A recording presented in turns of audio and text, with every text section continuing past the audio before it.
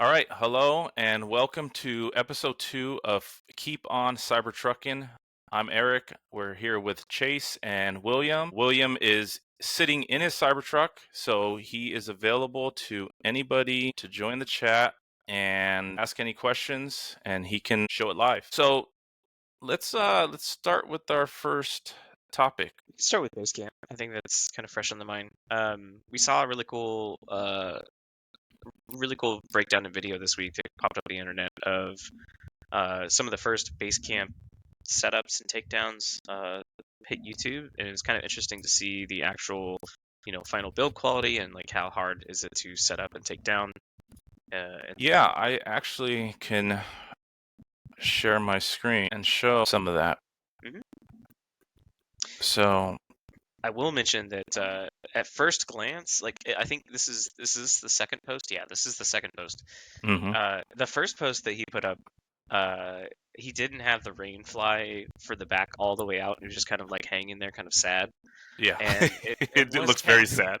it was kind of interesting because some people like did catch on to that and tried to get some momentum, kind of comparing like side by side of like the CGI rendering and some of the marketing images compared to this, and it was just kind of a juxtaposition there. But Yeah. it's not as bad as I thought it was going to look. I mean, it's just kind of, I don't know. It is what it is. Yeah, no, I don't think it looks as bad. I think the biggest thing for me is it seems a little cumbersome. I mean, maybe I've never had a rooftop tent. I've never done camping like that. I've either had on ground, or RV of some sort. So maybe that's just typical, but I have seen some YouTube videos where they have the top tents and it just kind of folds out and the legs go down and Mhm. you prop something up and you're kind of ready to go. This seems to have a lot of, and I understand you packing it up into a small space that fits in the bed of the truck, but Right. I don't know. I don't like removing that arrow flap either. That seems kind of weird. It seems a little extra. Yeah. Yeah. I guess I was trying to figure out like what's the core audience for this kind of product, and I feel like it's one part, okay, impromptu camping. Like, okay, we're going to take a trip. We don't know what the trip entails, but okay, why don't we just park on the side of the road and camp? We have that option because we just flip it out and go. That's great. Although you can also do that if you just had a tent sitting in the bed of your truck, Yep. just ready to go. But Yep. the other benefit of this is that you're up above the ground. So really, I That think is where true. this would excel is in really cold weather camping, uh, which can then bring its own challenges, because this also was confirmed that we don't have um, internal AC while we're in this tent. Yeah, I think that what is it called? Tent mode? I think tent mode is going to be coming at some point. I'm not 100% sure exactly what that does. I guess, being the fact that there's outlets in the bed of the truck, you can hook up some type of small heater, space heater, or Electric you know, blanket was called out. I think that'd be a perfect idea for cold weather camping in this, yeah. because then you don't have to worry about overheating, and then it's all there. You have all the electrical you need, obviously, in the bed. Yeah. It does look high quality though. Oh, there's their arrow Mhm. flap. I don't like the fact that you have to remove that. It just seems I don't like the idea of having to remove something every Use it. time you're going to use something else. I don't like that. I think I would have to watch it again to be sure, but I wonder if that is related to an issue that came to mind about rainwater, because I feel like the back side of the top of the truck is slanted down, so all the water is going to run from the top window down towards the tent. But then it looks like it's almost like there's an inner and outer tent, so all that water would just kind of run off into the bed and then drain through the bed. But your inner tent is going to still stay dry because it's separated from those two layers. But definitely a concern, because if you have, Well, I would be curious. that's I'd be probably where you're curious going to put your gear, right? yeah, Is exactly. underneath You're you. gonna have your gear in the bed of the truck underneath, underneath that bed frame. So Possibly your food. yeah, definitely concern I would have. Yeah, I don't know. I don't know how I like that, but like we were talking about before we started the podcast, the idea of we know there's going to be third party tents that are going to come out, and I think I'm really excited for that because I think Yeah. there's going to be a lot of innovation in that. There's going to be a lot of fixing those problems. Um, So I'm excited for that. I'm excited for what other manufacturers are going to come up with. Um, so we'll see. I don't I know think if it's worth $3,000, but I think the big question would be because we have they have the crossbars, which I don't think are available yet. They're going to be no, available in mid no. 2024. I'd be curious to see. It looks like those crossbars kind of fit level to each other, even though it's on a slanted surface. So I wonder if some of these third-party like tents that pop out of either the bed or the top of the vehicle will be able to sit on top of there. So out of pocket, you could possibly get like a tent system for maybe under 2,000 if you get a budget tent, because the crossbars are $800. Maybe spend 1,500 on a tent. You could have a different solution that's not $3,000. But then again, like I was saying, I'm looking at the Condor rooftop tent that's already almost $4,000 right there. Like some of them, it seems like 3,000 is kind of like that sweet spot for tents that sit on top of a truck. Mm-hmm. Yeah, it's. I know that the pricing wise, it's kind of in line with what the industry, where the industry's at, but I don't know enough about the rooftop tents to really know if you're getting the bang for the buck. I mean, I'm happy that they did it. I'm happy that they actually came out with the tent, because I know it's not the same tent that I don't want to say promised, because I don't think they promised it, but that they advertised. But so I'm glad they did something, but it's definitely not. I don't know if I would spend the $3,000 on it. That's a great point too. Because remember the first renderings that we saw not only had the tent, but it also had the grill, Just slide out. electric grill. Yep. So I'm wondering if plans for that will ever come. I know they have plans for the air compressor that you can put in the bed, but yeah, those kind of questions I have still. Just kind of curious. I'm sure at some point someone's going to make something, right? Some type of modular slide out. Or I electric think grill. I think that'll be a big seller for a lot of people that go camping, for sure. Yeah, because it was totally different. It's also have the slide out compartments, which we're getting a little bit of that because we still have that compartment space underneath the sleeping space. And maybe who knows if Tesla, this is just their first version of the tent, and they might iterate and kind of come out with a second and a third iteration. So I'm hopeful there. Yeah, hopefully. But I mean, I think Tesla, maybe just this was their first attempt or their only attempt. They go, this is what we're going to do. And then I'll kind of um, let others kind of take the reins and run with it. But moving on from that, from the BaseCamp, I think a big thing that was in the news this week was how you go about getting a Cybertruck. And I know that they were doing credits, right? You can use, I think, 30,000 credits to go ahead and fulfill or to configure your Cybertruck. And then this week, they decided to go with long-term Tesla shareholders and allowing them to get their configurations going. I believe the term was for 2 years, right? You at least had to have 500 shares held for more than 2 years. Yeah, so right here, to be eligible, you would have to have Cybertruck reservation must be in the participant's name and have been made prior to March 1st, 2024. The participant has not taken delivery of a Cybertruck. Takes me out of the running for a second one. Each participant must provide brokerage statements showing that you owned Tesla shares on February 28th, 2021, and owned at least 500 Tesla shares on February 29th, 2024. The brokerage statements for February 29th, 2024 must show that you owned at least 50% of the Tesla shares that you owned on February 28th, 2021. Brokerage statements providing shareholders must clearly show first, last name, statement, da-da-da-da-da.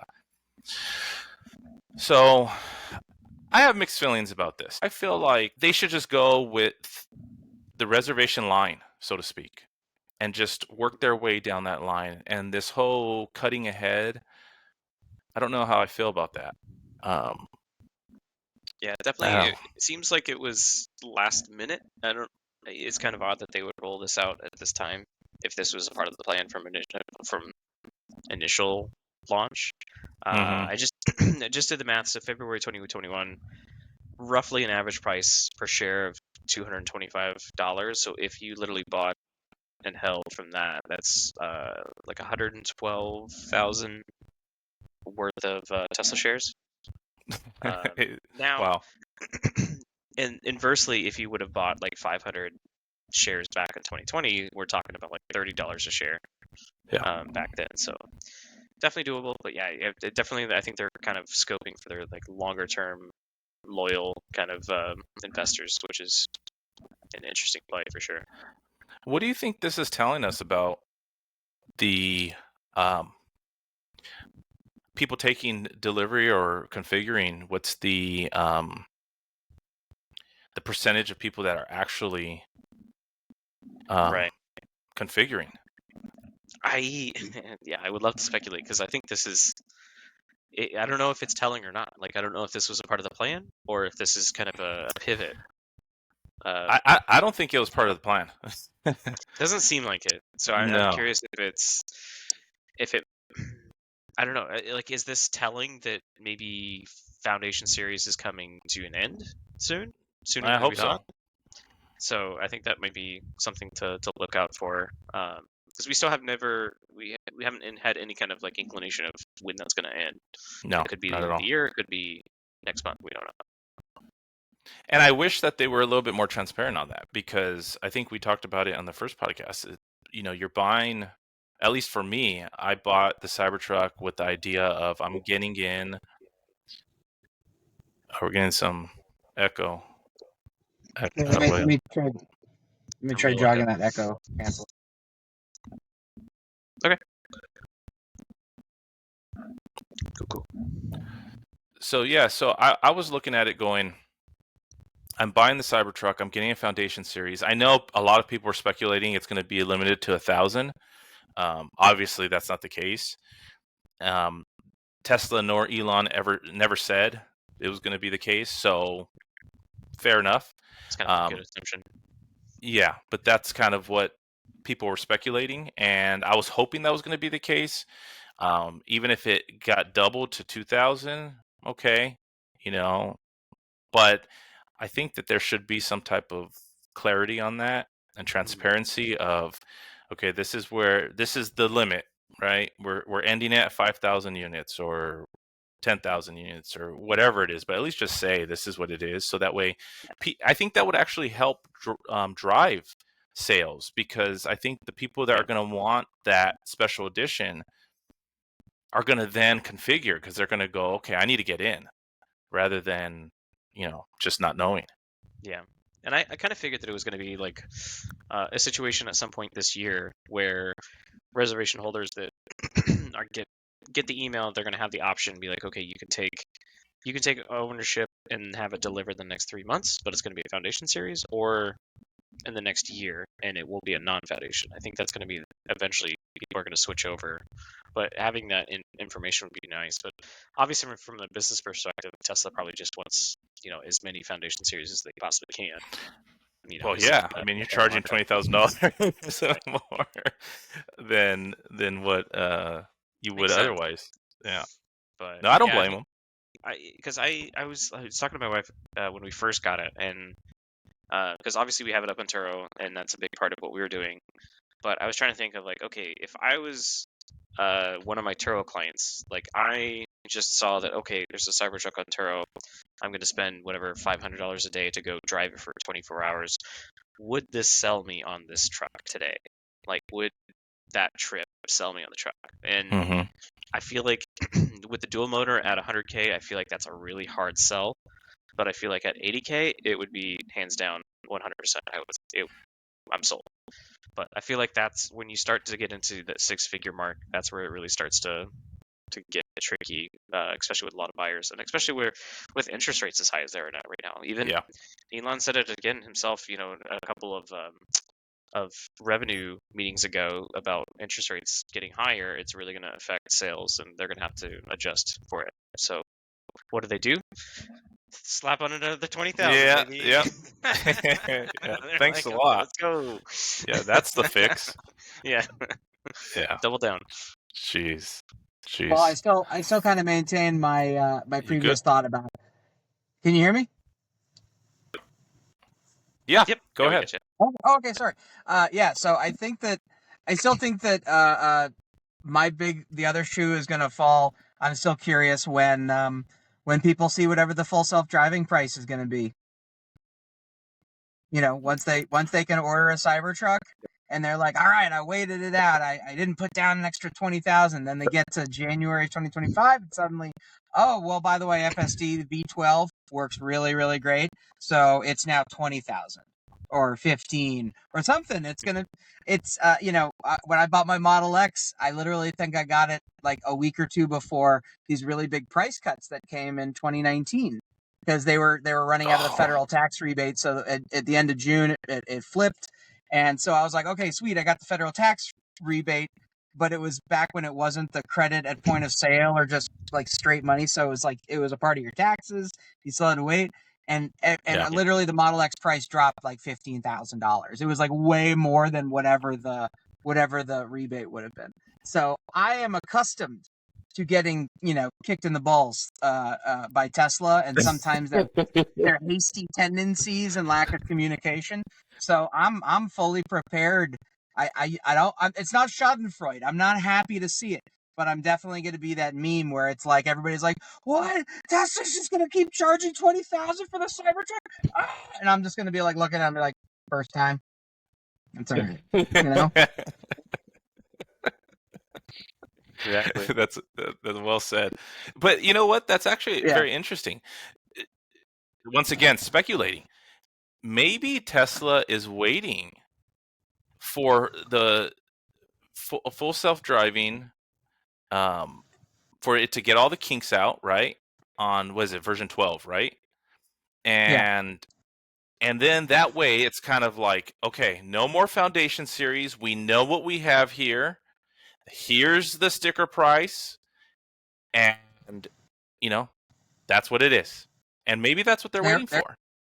Elon, I mean, there was a day and a time when Elon was very bullish on the pricing of FSD, and to the point where he's like, I don't think it's unreasonable to think, 10 years down the road or something like that, or even 5 years down the road, the software should be worth 25,000, or even, I mean, he was speculating, I think that he even set up to like 200,000. Because when you realize what solving that software problem is, I mean, that is just, I mean, your imagination should go wild.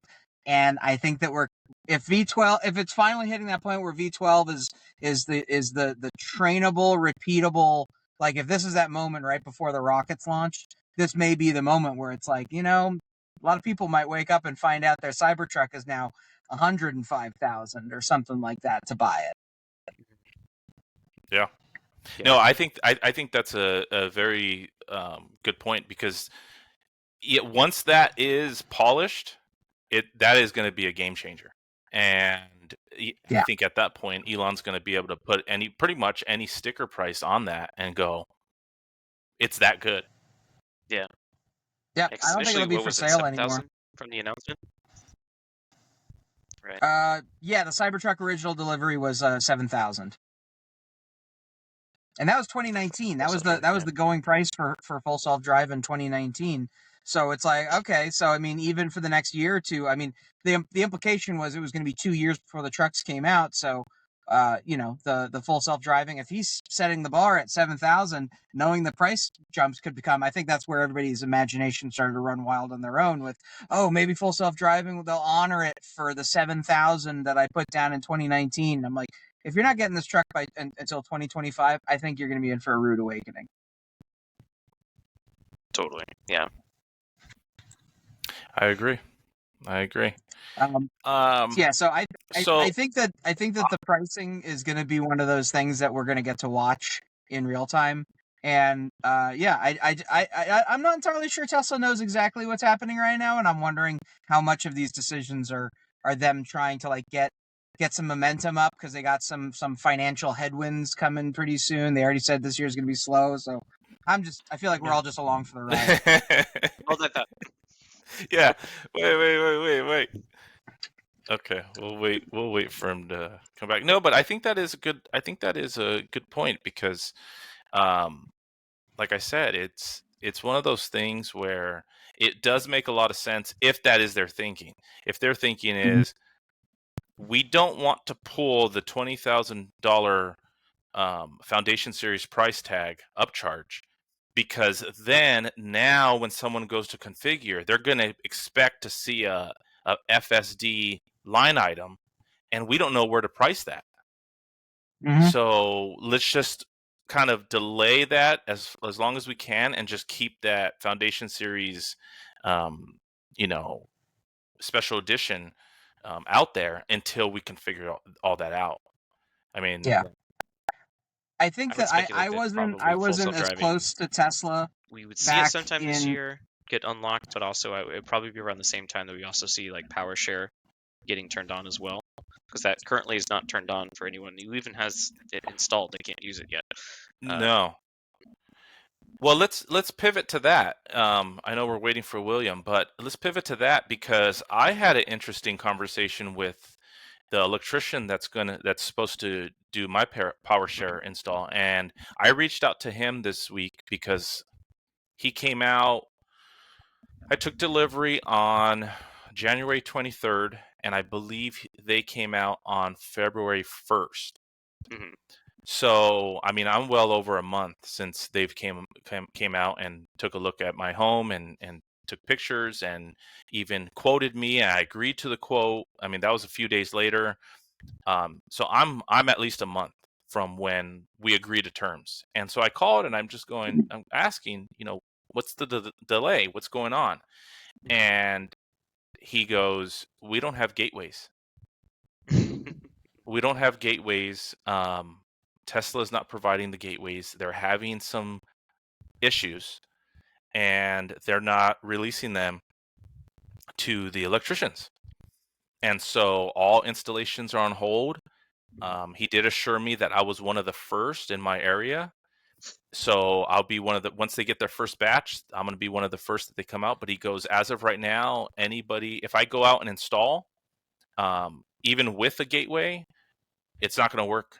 And what Tesla's trying to avoid is that backlash of people, us doing an install, it not working or not working properly, and that backlash of, the electrician screwed it up or Tesla screwing something up.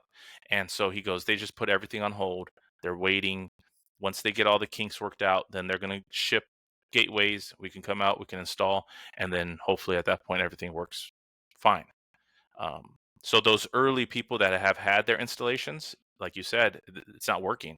And it's kind of like, what do? You just got to sit there and wait. There's like Explain why no we're not software, allowed to right? take possession of the hardware either, which So is odd, but it would make more sense that they're just kind of delaying that. So I asked him about that, and I asked him, do you have universal wall connectors? He goes, we have some, and I can get them. So that is not the issue. I asked him, I said, so part of this Foundation Series, they tell us that we get universal wall connectors, but they're not giving them to us. You can't just come and give it to me, right? And he goes, no. I go, why is that? He goes, once again, what they don't want is for us to just hand that to people. They then do DIYs or hire the neighbor or uncle or somebody to come and do the install. And now that's the PowerShare hardware. They want to plug that in and do that bi-directional power, and it doesn't work for whatever reason. And he goes, who's going to get blamed? It's going to be Tesla. It's not going to be the uncle that installed it. It's not going to be the DIY work that they did. It's going to be Tesla. And so he goes, I think right now they're not going to give any hardware to anybody, but I can see once they work out all the kinks, they're going to go ahead and start releasing that to the customers. That's his speculation. Yeah, that would make more sense. And yeah, But why not just say that? Yeah, Tesla. we want transparency. Even if it was like, well, I was thinking it would be nice if they would just give the transparency to the owners, the CyberTruck owners that have them in hand. But I know exactly what's going to happen is that as soon as you get an email that's specifically meant for just us, it's going right on the internet. So it's really, they're holding back information because they know that it's their entire market, not just the people who it matters most to. Yeah, I mean, look at me. I have a private conversation with my electrician, and I'm over here I'm Doing telling a him. whole podcast about it. Yeah, we can deduce as much as we can. So, I mean, the power, like I said before in last podcast, last episode, the PowerShare is kind of the bittersweet moment. Like, I love the idea, but the rollout is kind of messy, a little muddy. it's Tesla. So I think one thing I was going to say was, so I actually got an email from them this week saying that I got that other email where it's like, okay, you've got all the hardware, you know, all you're missing is a universal wall connector with the PowerShare feature kind of integrated to it. So here's a voucher for like $700.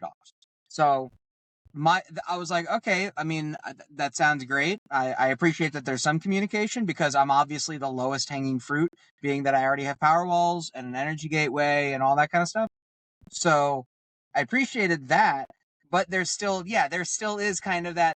All right, I appreciate that you guys are throwing me the voucher, but I'd also just like some information. Like, you know, when's this software patch going to be coming out?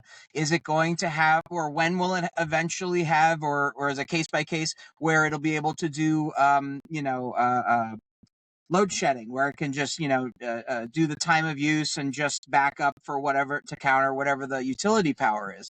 So any communication would be great. I mean, I appreciate the money, but because there's also other gaps in it too, because they say that I think that it says in the PowerShare documentation that the mobile charger that comes with the Cybertruck is supposedly capable of PowerShare, and also and then on the PowerShare website, it also shows that both the old style or the non-universal wall connector and the universal wall connector are both supposed to be supported by it.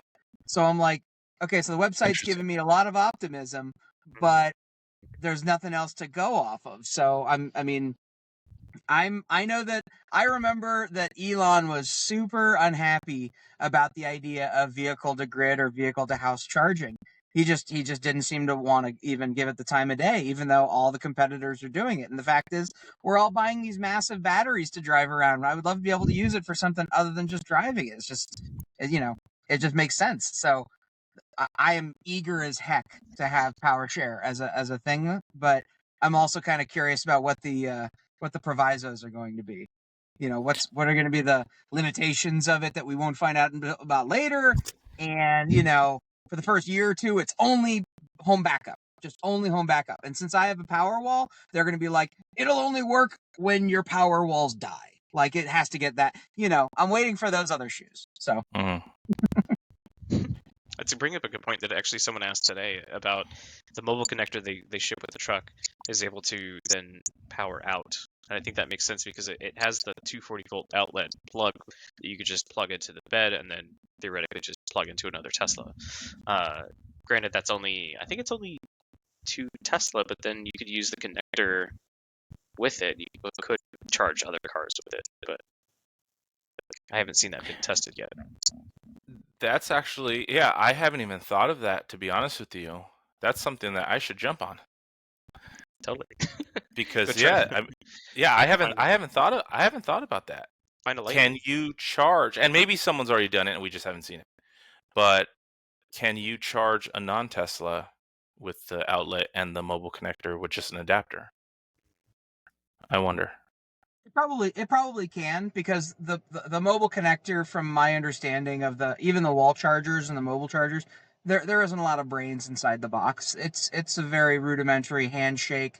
How many amps you want? Okay, how many can I handle? Oh, only this much. Okay, here you go. And then it just opens the 2 legs into the car, and the car does the inverting, all the rest of it. So I mean, I would think that once it's coming out of the 240, the 220 outlet, the NEMA 1450 in the bed, then I imagine it's got to be pretty agnostic. It'll just kind of plug into whatever and whatever other adapters you want to go through. It should, right? It should. Yeah, and I would imagine that it does. So another topic that I wanted to talk to you guys about was something that I came across actually right before, just before we went live, and was waiting for you guys. I was just kind of scrolling the internet. Let me show you guys this. So here's a company who is replacing the glass. I believe they're replacing it. They're replacing the glass on the Cybertruck to make it ballistic glass. And I think that's kind of cool. You know, that's super interesting. So you see right here. Check out that head. Oh my gosh. What is that front panel with the marble? Yeah, that's what Oh, they that's originally giant. announced. Yeah, Oh, the yeah. stocks.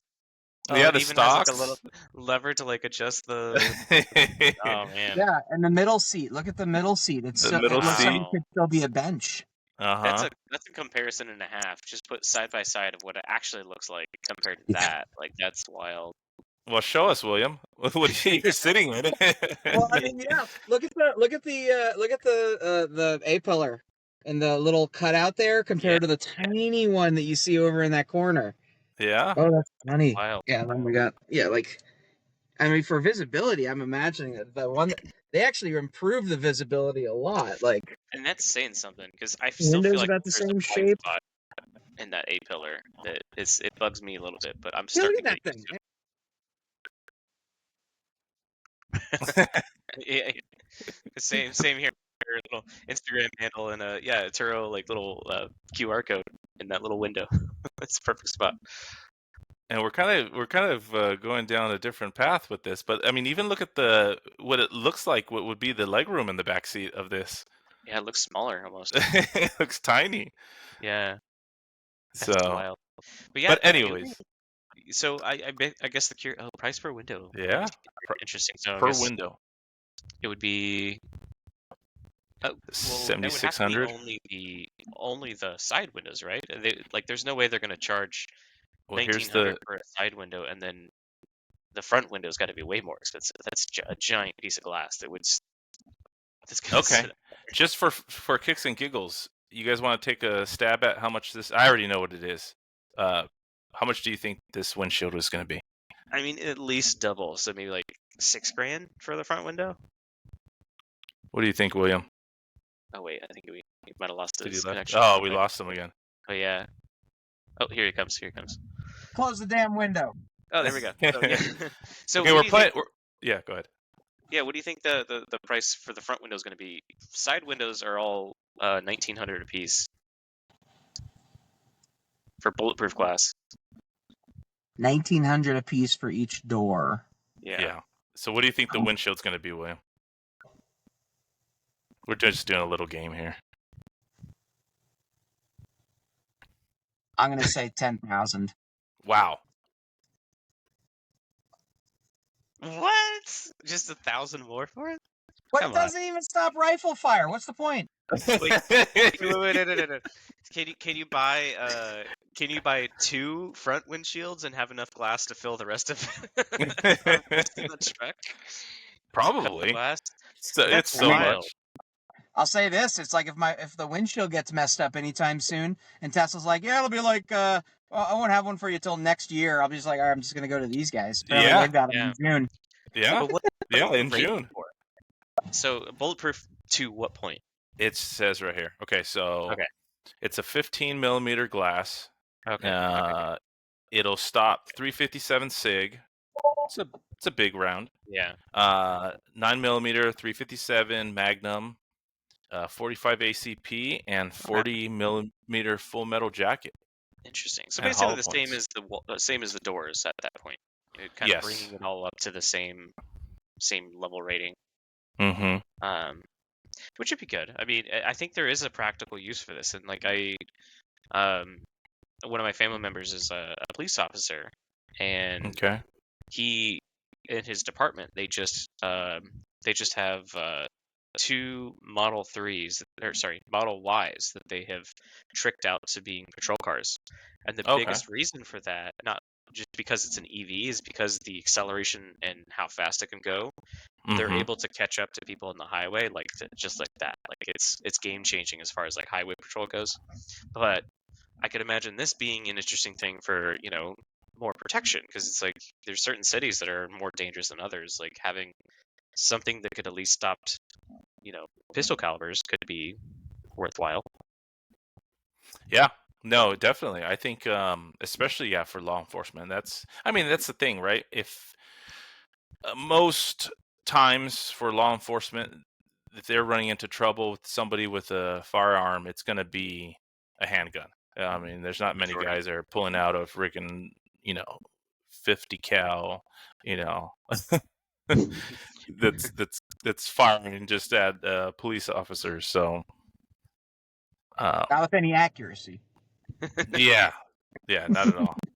It's interesting. I wonder about the weight and the thickness, because that's going to be the other thing. Because if it was rifle rated, it gets inches thick at that point. Yeah, For it would have to glass be. that can stop that kind of stuff, and that's just like you have to redesign the whole truck to be able to carry that weight. But I'm curious about the weight difference between this class and then the default class, and how that actually affects range and all the other things too. And I think they don't even need to go that any more than what the doors can do, because if your glass is rated at a higher, it's a stronger material than your doors. It's kind of, what's the point? They'll just shoot through the door. Right. So I don't know. That's a good point. But that brings up a great point too that I saw. That I knew we were talking about at one point. Specifically about the glass. There was another video that I shared with you guys that they went through specifically trying to break the glass to try to figure out at what point did it break, and they think they had the largest steel ball they could find, and they were able to like finally crack it, throwing it at point blank range. But the best thing about that video wasn't actually them throwing a ball and cracking it. It was at the very end. They actually showed those common window breakers that you get for emergency situations. That usually you keep in the car. They tried it on the outside of the glass, and it didn't do anything. It didn't break the window at all. But I've also heard people talk about that the way that the windows are coated, using it inside of the glass versus outside of the glass can produce different results. So I'm actually really curious, just from a safety perspective, for both first responders or just people that are buying these Cybertrucks. It's something to be concerned of. Like, okay, what happens if you run off a bridge and now you're a 7,000-pound paperweight falling into the water? What happens then? You're going to float for a while, but then what? Yeah. Are you able to get out? I think that was one of those pieces of trivia I saw in one of the Tesla subs today, because somebody had mentioned the fact that, I guess, I don't even know if it's accurate, but they had said that all Teslas, upon detecting water, like inside, basically immersion, that the car knows to lower all the windows. Oh, that'd be a game changer. Yeah, and I'm like, oh god, if that's not in there now, it better be in there by the next software update, because that's genius. That is. So. Yeah, that would actually be really, really helpful. Yeah. Because otherwise, what do you do? Because you would have to wait for the water to equalize and then use the manual release and get the door open. But already this is one of the heaviest doors that Tesla makes, so that's a challenge and a half. Mm-hmm. Underwater, under pressure, holding your breath. That sounds like a nightmare right there. Yeah. So and it's like, and if they're using something that's that rugged, I mean, I sure hope the windows open on their own. Yeah, something to definitely keep an eye out for testing, because I would love to see someone actually test the same thing. Like, okay, can you break the glass from the inside? Now, what do you do? Like, okay, what if first responder shows up? What do they have on their hands to be able to break the glass in the first place? Like, if you're just trapped in it for some reason. But then I think a lot of this is just coming down to a big bet that the Cybertruck itself is safe enough that won't warrant that kind of thing. Like, it's not going to crumple up into a ball like you would have with a really small car on the highway. So it'd be interesting. Yeah, maybe you're not even you'll never really be in that situation. Or at least they're not. They're hoping that, right? We're so low. Yeah. Uncommon. Well, speaking of glass, why don't we pivot over to our what were they thinking? That's a good point. Let me It's not completely indestructible. No. Because we've already seen, Elon actually did retweet it, but we saw the video from San Francisco where someone tried to, like you're saying, throw ceramic at it to try to bip the glass, and was able to crack it, but it wasn't actually able to get into the vehicle, which is kind of nice to see. Exactly. Let me pull that up real quick.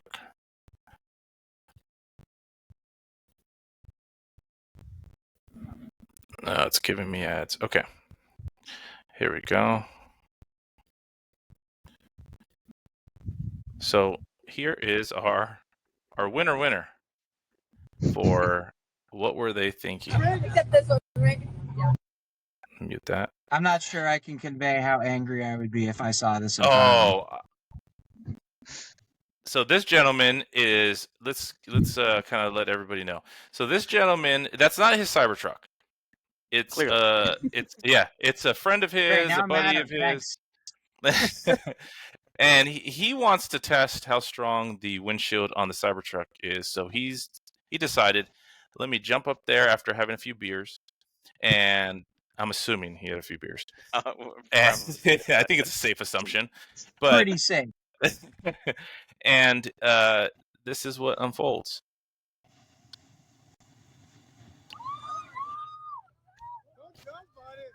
You can see the flex too a little bit. Oh yeah. And he goes full Ric Flair. You're not a bullet. You're a Mexican. You're a Mexican. Here comes a bullet. All right, come down. No. Oh. Did break. Tesla brakes. Yeah, and then he starts throwing. Yeah, man. Like, oh my god. I meant to do this. He fully just skips over remorse and goes straight to see.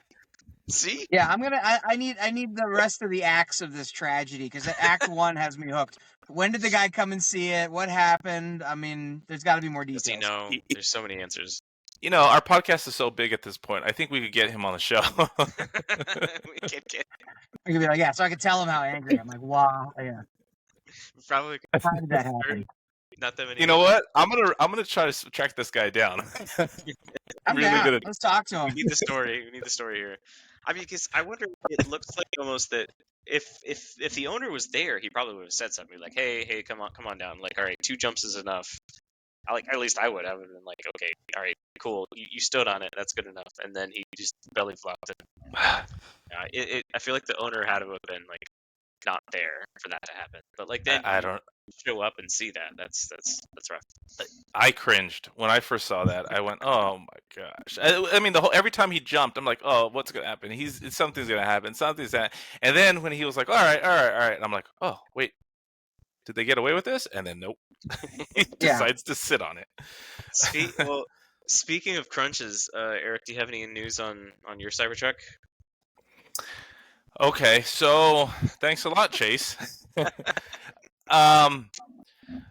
Well, as you guys know, it's an open investigation case, whatever you want to say. So I don't want to dive too much into the details, but today I did get some information. There's some good information. There's some bad information. So what I will say is I should have resolution very soon, and as soon as I do, I'm going to go ahead and obviously put that on a video.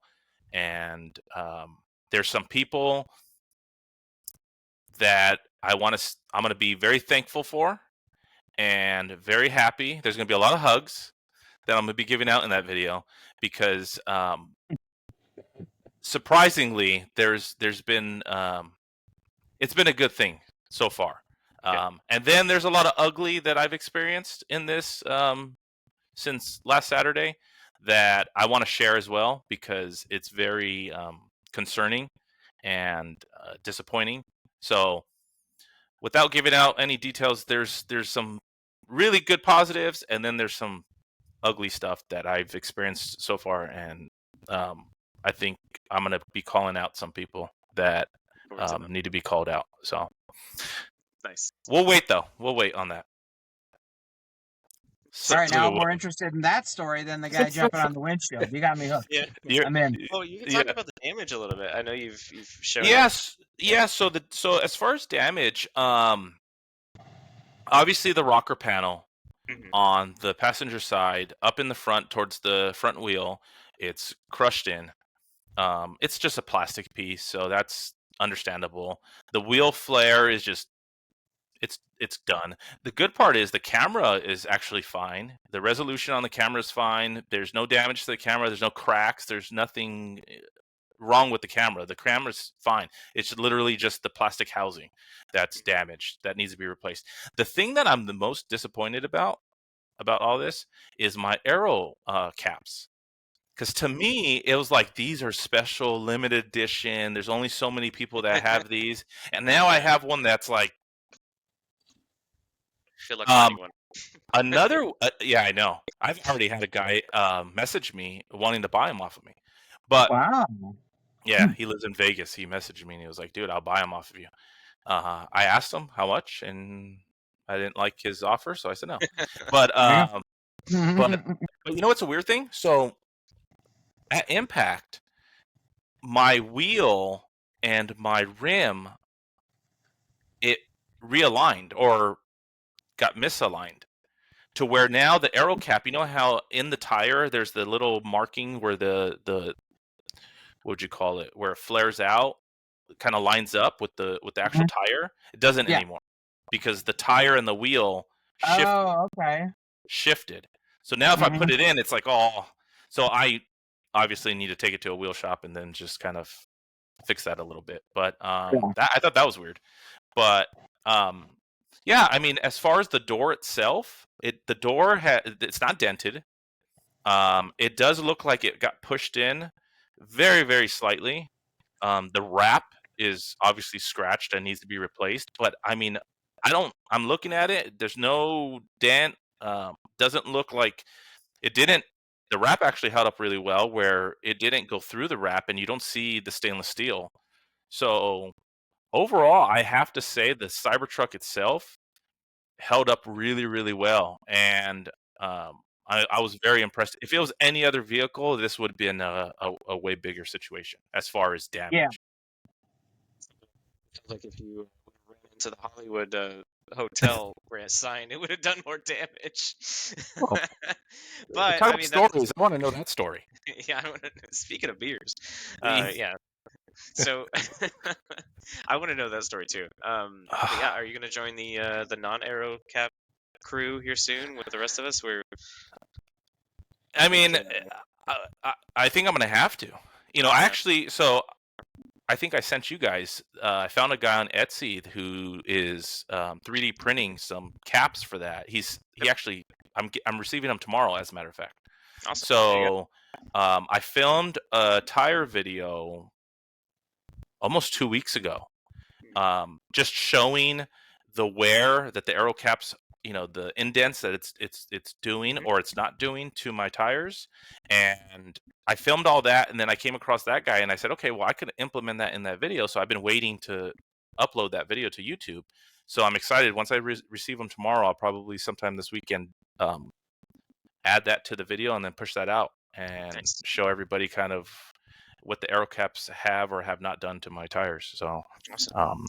If you curious to hear what lug nut covers you look and find too, because I think that also sells it. You have to like cover up the lug nuts, and then it's good. It's good to go. Yeah, it'll look good. I had our truck cleaned today by like a professional detailer, and he was talking about actually doing a ceramic coat both on the wheels because they're matte black, as well as the plastic around the outside as well, because that ceramic coat could actually keep the plastic nicer for longer. So something I thought was interesting. I didn't consider before, but yeah, I might have to take a look into that and see what we can do. Well, you got to tell him to hook you up, because you have a thriving podcast that he can advertise on. It's gonna be like NASCAR at the end of this, like have the first Cybertruck that I saw on Instagram that had like started doing raps and like advertisement deals. He's got a few lists now, so he's got a few sponsors. But there's one other thing we were wanting to talk about is this week we saw officially some pushback from Tesla. Now we're talking about the CyberTruck resales. Yeah. Which is, it's cool to see, because for the last few weeks now, I forget, what was it? I think it was 2 weeks ago that we saw one of the first ones go up for sale at auction, sold for $244,000 at an auction somewhere in Florida, and that seemed to like open Pandora's box of like all the resales. So now it's like everyone's trying to get in the game, and we've seen anywhere from like 250 to 275 all the way down to like I saw 175 and then 195 all over the place. But it seems like someone had posted their story recently of how he put his truck up for sale intending to sell it, but he also had multiple reservations ready to go as well that he hadn't gone through with. And then Tesla got aware of that and canceled all of his reservations and banned him from buying any more Teslas. And they even went as far as to say that even if he would try to pre-order another Tesla upcoming, they would not refund his pre-order, but automatically cancel it without a refund. Which I think is very interesting to see. And then obviously that sends a message to him if he does find a buyer that they're obviously going to come after him. They already know who he is and what they're trying to do. So I thought it was very interesting that we finally got a response after a couple weeks. So what about people? So then my question would then be, okay, so what about people who just happen to own the one truck, or obviously aren't trying to do like a pattern of flipping, or even if that guy was just planning on just selling the one because people are paying $190,000. Let me try my hand at it. Now he's got all of them canceled. So I mean, was this them firing their warning shot? Is this a sign of something else, or was this a, hey man, you were like anybody else looking at the situation? I was like, man, you sound like you were trying to abuse whatever system they've got going on. So I can't be too heartbroken that they are on the do not fly list, so to speak. Exactly. Yeah, we got the forum post up here. Yep. Yeah, I think it sets a precedent, but it also shows that Tesla's still being serious about this. I'm surprised that it came this late. Honestly, I thought as soon as we heard the news of the auction, we would get a response from Tesla, or at least a public response. But yeah, it just kind of shows that they are taking this seriously. But it's it's still funny through all the forums that I'm seeing that people just kind of flippantly just like, yeah, I'll just sell it. I'm like, okay, but how? Like, how do you think you're just gonna? Oh, I'll just sell this one and I'll get another one. Like, you're not going to be able to sell it unless you're selling it back to Tesla, as far as I know. But I thought that was part of the fact that that first auction, they clarified that they had gotten released from Tesla to be allowed to sell it because they had notified Tesla of just, hey, we want to sell this. We love the truck. We just want to sell it. And, maybe they did something to it or did some video testing and did something where Tesla's like, all right, you know what? We're not going to do the cents on the mile, buy it back from you or whatever. They were probably just like, all right, go ahead, give it a try selling it. And then when somebody spends $240,000, they're like, oh, really? Oh, okay. Well, did the rest of the story go that whoever bought it also then re-put it up for sale again? They were trying to flip it even further for like $290 or something?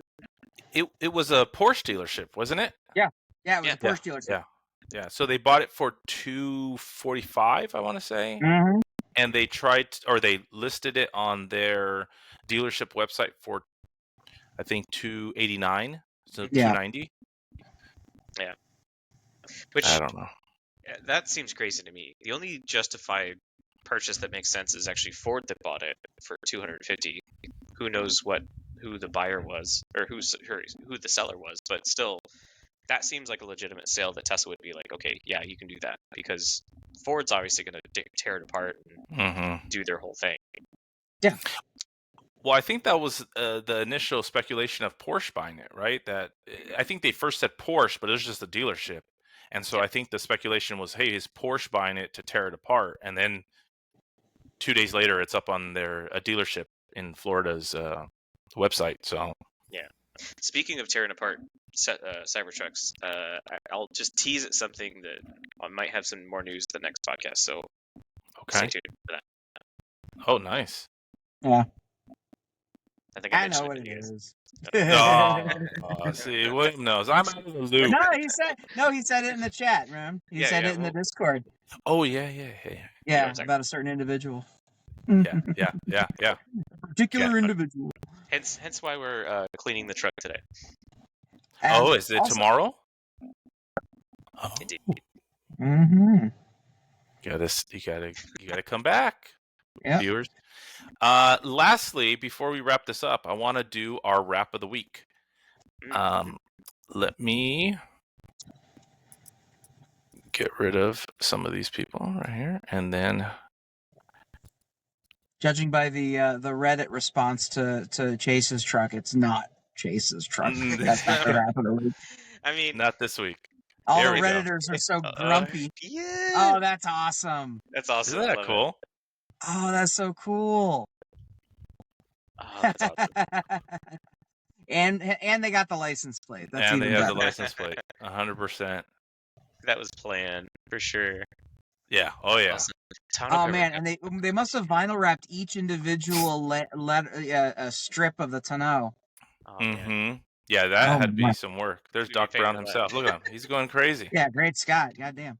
So this actually reminds me. I saw this week too that it's completely ironic, but someone had talked about an Easter egg or a potential Easter egg that they found where they activated the voice. And William, you can try this later since you're in the truck. But they activated the voice and they said, "Okay, make me a Ferrari," and then it said nothing. We don't recognize that. And it said like, "Okay, make me a Bugatti," and then they were like, they don't recognize that. And it's like, "Okay, make me a DeLorean," and they're like, that feature's not active yet. Which is very interesting because it's not any of the other ones. So like, I'm wondering if they have plans. Let me try and do it right now. Here we go. Ready? All right. Make me into a DeLorean. It says command not understood. What was the way they said it? Turn me into a DeLorean, I believe Okay. it was. Turn me into a DeLorean. This command is not available yet. The other ones the command was not recognized. This one said command not available yet. Okay. Oh yeah. Okay, Turn me into a DeLorean. That's the proper phrase. Yeah. And it's not a rap. That's Yeah, that's I'm just sure a car. It's something else. I'm sure it's got Interesting. Turn me into a DeLorean. William's gonna have too much fun. He's gonna be doing this all night. He's gonna be waiting. I got your screenshot, so we can edit it in if you want, so people can see it. Perfect. Perfect. I wonder if it's gonna be like. There's so many things they could do, obviously, but I wonder if it's gonna be like a custom light show, or it could be like a kind of like the Santa Claus and the Mars mode. It could change the UI to be like the Tesseract or whatever it is. So I'm kind of hoping that they go like the Rainbow Road route from original autopilot activation, and then like if you're driving along, like make me into DeLorean, and it'll go like roads where we're going, we don't need roads. The visualization turns into it flying, and then if it just started playing that, just going into the theme. Yeah. See, that would actually be pretty cool. This is the fun part about owning a Tesla. It really is. I'm surprised people caught on to the tapping so quickly. Like if you double tap on the glass, that was quick. That one, right? That was really quick. Breaks. Yeah. So triple tap on the glass of the side of the. Oh yeah, the windows. Yeah, you can. Oh my god. Oh, and it plays the audio. Yeah, exactly. Oh my gosh, that's hilarious. Tap on the back one now. Oh man, it didn't go through. And you can't do it to the other windows. No, it's only the ones that were broken. Yes, exactly. In the show, that's hilarious. Yeah, they're having fun with it. You have to, right? Oh, I mean, they're not talking to us. They might as well be doing something. I was looking to say something, and you did it perfectly. Yeah. So. All right, guys. Well, I think this was another successful episode 2. Some good topics, and excited for episode 3 because Chase is gonna unveil his big secret. So, Oh yeah. So, all right, gentlemen, I appreciate it, and to the next week's episode 3. All right, we'll see you then. Yep. Later, guys.